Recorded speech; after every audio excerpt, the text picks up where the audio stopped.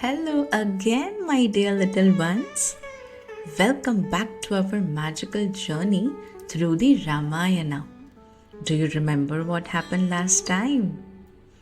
Yes, far away in the golden kingdom of Lanka, Shurpanaka's anger met Ravana's pride. Together, they created a plan born to deceit and take revenge. Ravan, filled with jealousy, desired to take away Sita, the beloved wife of Ram. He called upon Maricha, the Rakshas who had once faced Ram's arrows. Though Maricha had turned to a peaceful life, he could not escape the fate. He agreed to play a dangerous role, to disguise himself as a magical golden deer. So let's see what happens next in the forest of Panchvati. Let us begin our today's story, The Trick of Golden Deer.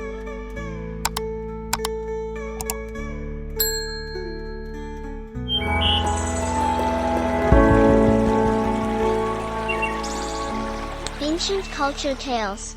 Our story begins in the peaceful forest of Panchvati, where the morning sun shone gently through the trees. Birds fluttered across the sky, and the soft hum of bees filled the air with sweetness. Their life was simple, peaceful, and filled with love. But kids, deep among the shadows, a plan was already moving. The golden chariot of Ravan, that is, the Pushpak Viman, approached silently from afar. A soft rustling came from the woods. The wind seemed to carry the golden sparkles. And from behind the trees emerged a sight so enchanting that even the sunlight paused to gaze. It was a deer, but not just any normal deer.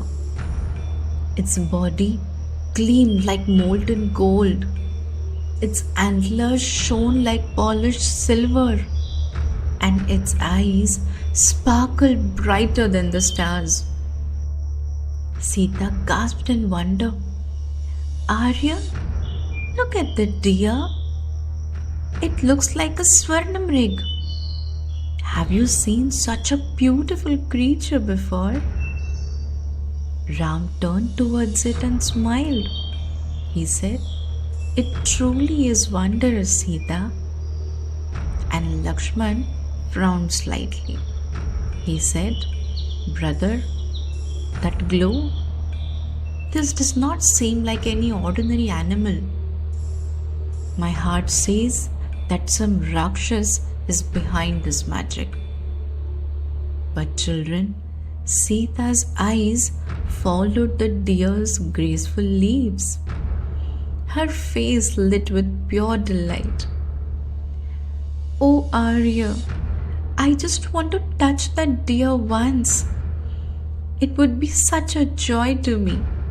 Please, can you bring it to our ashram?" Ram smiled softly.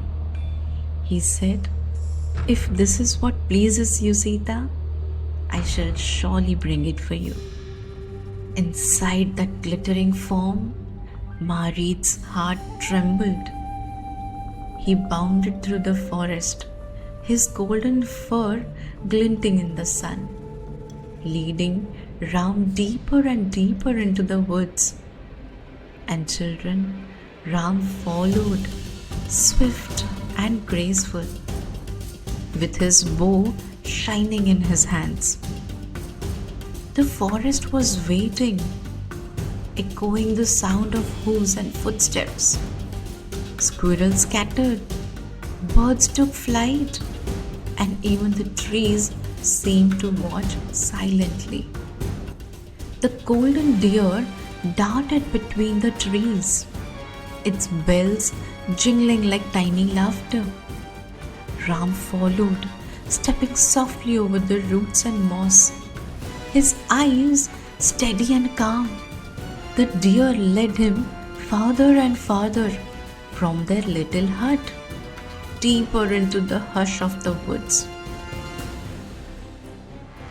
At last, the deer paused beside a fallen log and looked back with those shining, strange eyes.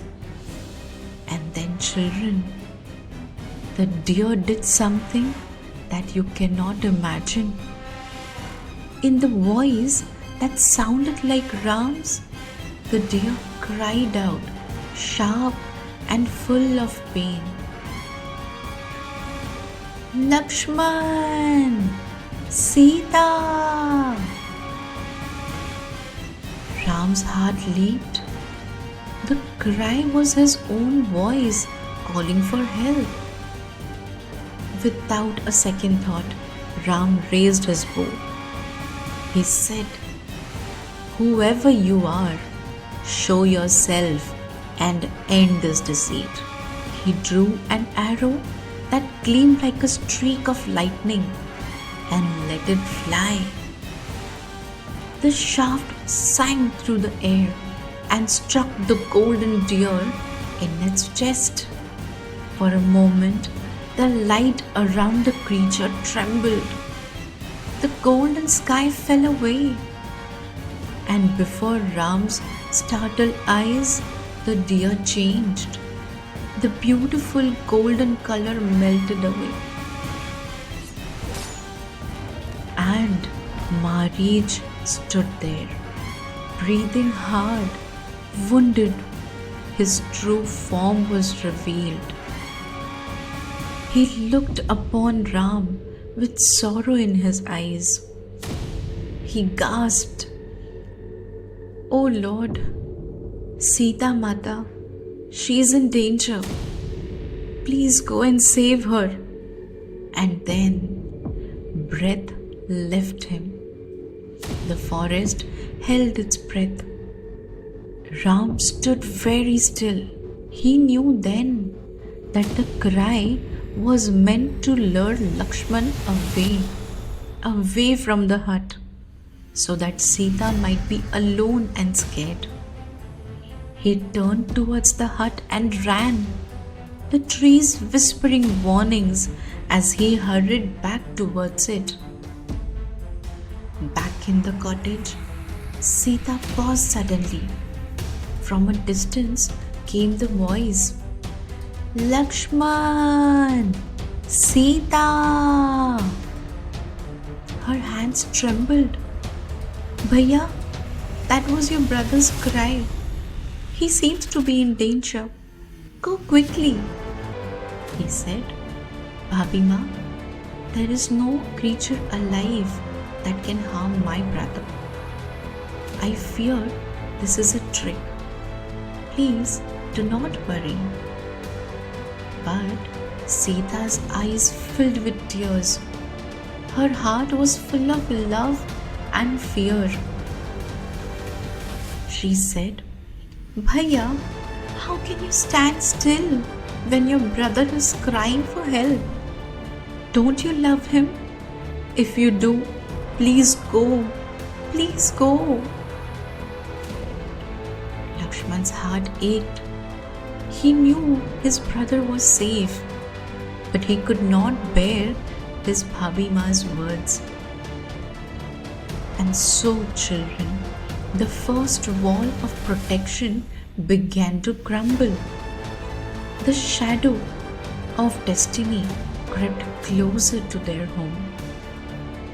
Lakshman looked towards the forest once more. The voice faded, but his Bhabhi Ma's fear still filled the air like the trembling leaves in the wind. He folded his hands gently and said, "Bhabhi Ma, my duty is to protect you, but I cannot disobey you either."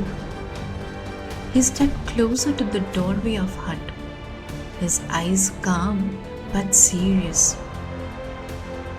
He Then he said, "If you truly wish me to go, then please listen carefully.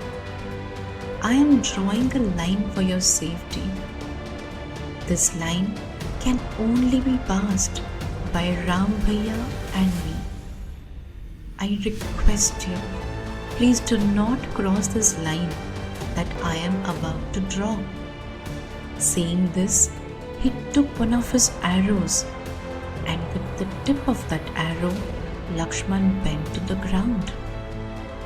As he moved, a faint light followed the path he traced, a glowing circle of protection around the hut.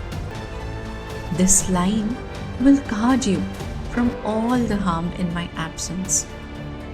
No being of darkness can cross it.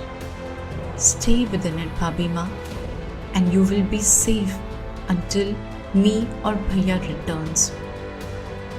Sita nodded, still worried, her hands folded close to her heart.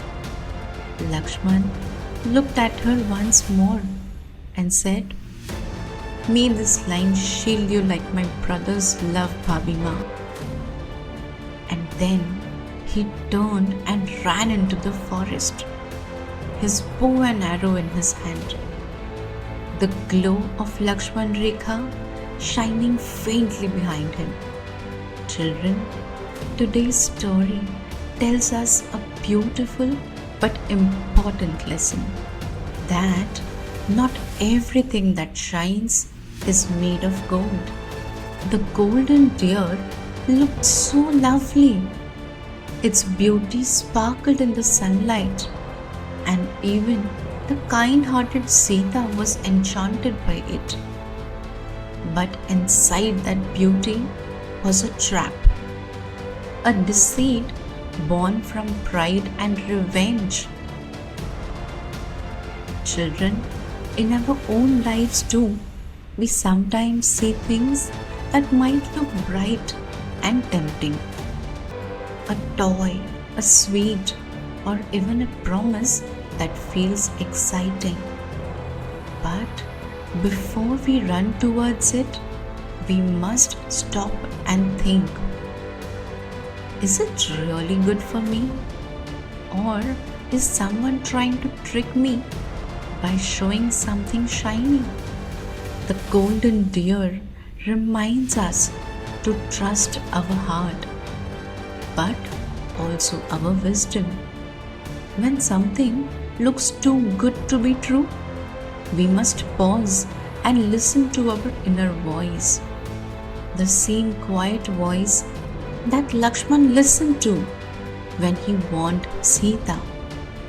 And so, my dear little ones, with the end of this golden plan of deceit, a greater storm was about to rise. In the next episode, a new danger will come, disguised as peace. A stranger will arrive at Sita's door, and her kindness will lead her to a trap. So let's get ready for the next episode, that is Sita's abduction, a cry in the sky.